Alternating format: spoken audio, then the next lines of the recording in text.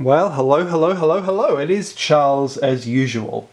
And in this video, we are going to present the new information. That's what I like to do, present new information to you guys in return for you watching, I suppose. Thanks so much. This is really new information because it looks like the archaeologists have screwed this one up. They have said Stonehenge is a circle. It is not a circle. There are missing stones. We pointed that out in the previous video, which was about saying this is a crescent similar to a solar eclipse type crescent.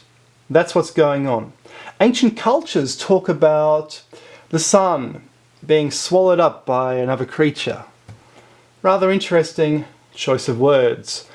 The new information we're presenting in this video is that Stonehenge is clearly following an ancient myth. Look where the stones are missing. There's plenty of there and there. From there to there, missing stones. Fallen Sarzens here, but they could have been over there. A set of jaws here. A set of jaws here. Boom. Then we have light pouring into here once a year onto this stone here, which is lying flat. It's the only sandstone in Stonehenge, the altar stone. Very interesting indeed. So this cosmic mating, like an eclipse, is being zapped once a year in order to activate resurrection. We know this because the snake in ancient times was the most primitive creature.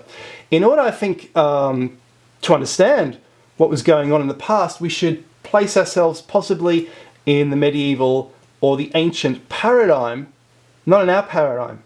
We can't work out what Stonehenge was from our own perspectives and limitations. We got to look at what the ancient peoples thought.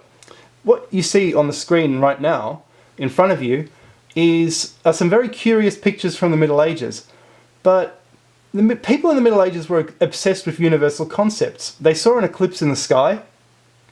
They saw a snake eating another snake head first, and they thought they were mating. Very odd. So I'm going to read from a medieval book right now about vipers, so we can see what they thought was going on in these pictures. And this, I think, is what Stonehenge is representing. The viper is so called because it gives birth under duress.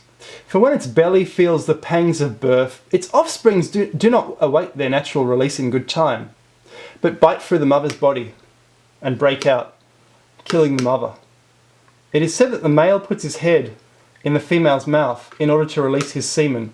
She in her sexual ecstasy bites the male's head off, and so both parents die, the male in mating, the female in giving birth. And I've actually seen stuff on YouTube, one snake eating another snake, and what happens is this snake is popping out through there, biting through, because that head will keep biting if it's been attacked.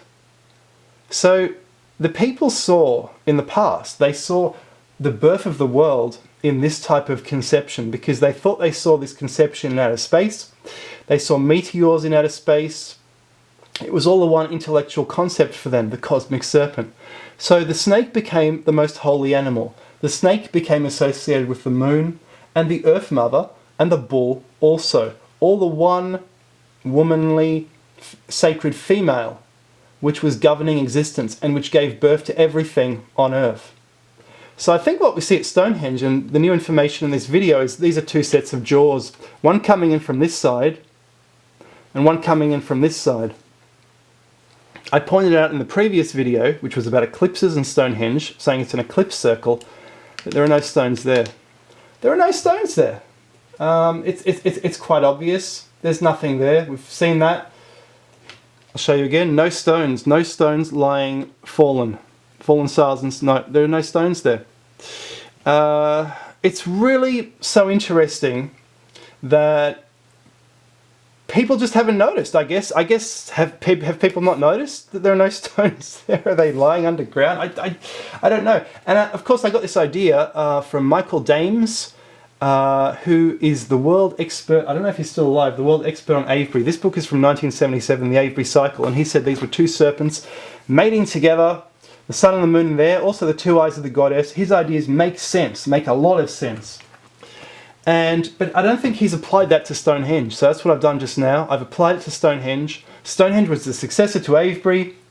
The sun came in here, zapped the altar stone, the only sandstone. It makes a lot of sense. We see this in Newgrange as well.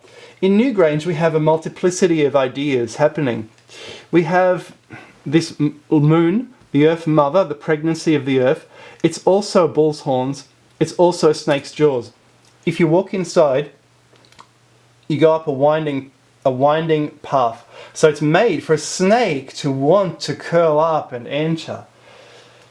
The snake, like the cat, is feminine in the way it walks, the way it sways. It's all part of the sacred female. So I think that's what was happening. This is the same snake cult we see in every single monument. We see the same thing in Karnak. In Karnak we see all those troops of soldiers, or whatever they are, the stones going off in that direction. But we also see this here, this jaw.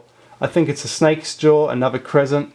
And they're ready to I think each one of these is a dead king or a dead person. They're grouped, I think, into families. I'll have to make another video on that to formalize that discovery, but that is ready to resurrect them. The cosmic serpent, ready to take them to the afterlife. I think that's exactly what's going on at Karnak, and I think the snake cult allows us to actually explain, finally, all the things that are going on at Stonehenge, at Newgrange, at Karnak, at Avebury, at everywhere.